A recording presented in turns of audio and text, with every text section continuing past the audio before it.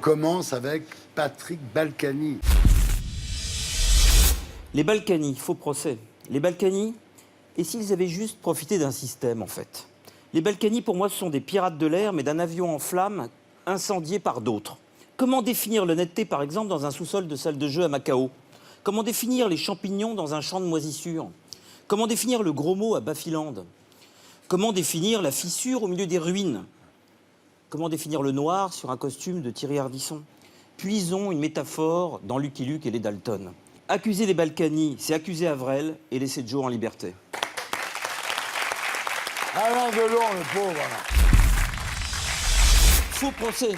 Franchement, ne pas honorer à Cannes Alain Delon parce qu'il serait raciste, homophobe et misogyne est insupportable, Thierry. Alain Delon raciste? Alain Delon a produit un film qui s'appelle Monsieur Klein, dans lequel il joue le rôle principal, un chef-d'œuvre, un des plus grands films jamais réalisés sur la destruction des Juifs d'Europe. Alain Delon, homophobe, il a interprété avec génie le baron de Charlus dans Un amour de Swann, et fut l'acteur préféré de Visconti, avec lequel il a fait Le Guépard et Rocco et ses frères. Delon misogyne, c'est étrange. On voudrait le transformer en homme qui déteste les femmes, et depuis que je suis sur Terre, toutes les femmes que je connais sont amoureuses d'Alain Delon. Oui. Certes, il a des propos qui sont les siens. On peut ne pas être d'accord avec ce qu'il dit, c'est souvent mon cas.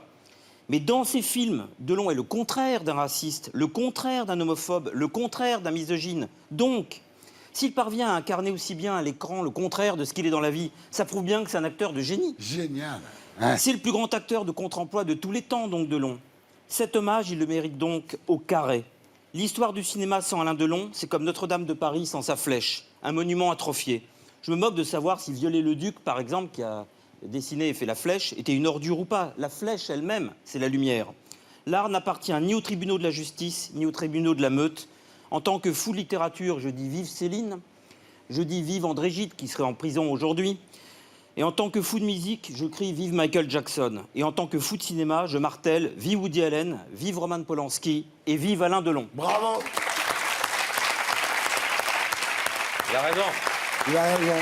Et je rajouterai, Thierry, vive Jean-Claude Brissot. Ah oui, Jean-Claude Brissot. Il est Jean-Claude mort, Fischer. Brissot nous a quittés le samedi 11 mai. Et il a reçu très très peu d'hommages. Personne n'en a parlé. Il avait été condamné pour harcèlement sexuel sur certaines de ses comédiennes en 2005. Et il avait purgé sa peine, Jean-Claude Brissot. Hélas, dans cette société, nul ne purge jamais suffisamment sa peine. Après la punition légale, la législation virale se met en branle. Brissot était peut-être un salaud, était sans doute un salaud. Mais comme cinéaste, c'était un géant. Un jeu brutal, chef-d'œuvre. De bruit et de fureur, chef-d'œuvre. Sans doute le meilleur film jamais tourné sur la banlieue. Noces blanches, chef-d'œuvre. 3 chefs-d'œuvre. C'est pas mal, quand même, 3 chefs-d'œuvre. Comment un même individu peut-il se livrer à des agressions et être touché par la grâce? C'est le mystère constant de l'être humain. Allez voir ces films. Et on tuera tous les affreux, disait Boris Vian. Mais Boris Vian disait aussi, les morts ont tous la même peau. Ouais. Éric Zemmour. Fake news, Marine Le Pen aurait proposé à Éric Zemmour d'être tête de liste au Rassemblement national pour les européennes, ce qu'elle a démenti depuis. Dommage, on aurait envoyé Zemmour en exil à Strasbourg et Bruxelles, se faire aspirer par le labyrinthe néo-byzantin de la bureaucratie européenne, ça lui aurait fait les pieds. Et ça lui aurait fait aussi des vacances. Cela dit, Nolo sans Zemmour, effectivement, quand Zemmour n'est pas là, comme auraient dit des proches, Nolo s'ennuie, tel Decker quand Black est au pute. Et Madonna. Faux débat. Est-ce vraiment utile de créer une polémique pour la venue ce soir de Madonna à l'Eurovision en Israël? La Madone, elle aussi, a le droit de revenir sur la terre où a poussé son fils béni. La Madone aussi a le droit de faire sa teshuva. Appeler au boycott d'Israël pour une cérémonie comme ça, vraiment, on a l'impression vraiment d'être au XXe siècle. C'est comme écouter du Jean-Luc Lahaye en boucle. Ça a un côté un peu daté quand même, l'appel au boycott d'Israël. Je peux vous dire une seule chose, moi, Thierry. Entre me couvrir de ridicule et me couvrir d'une kippa, mon cœur ne balance pas. Bravo, très bien.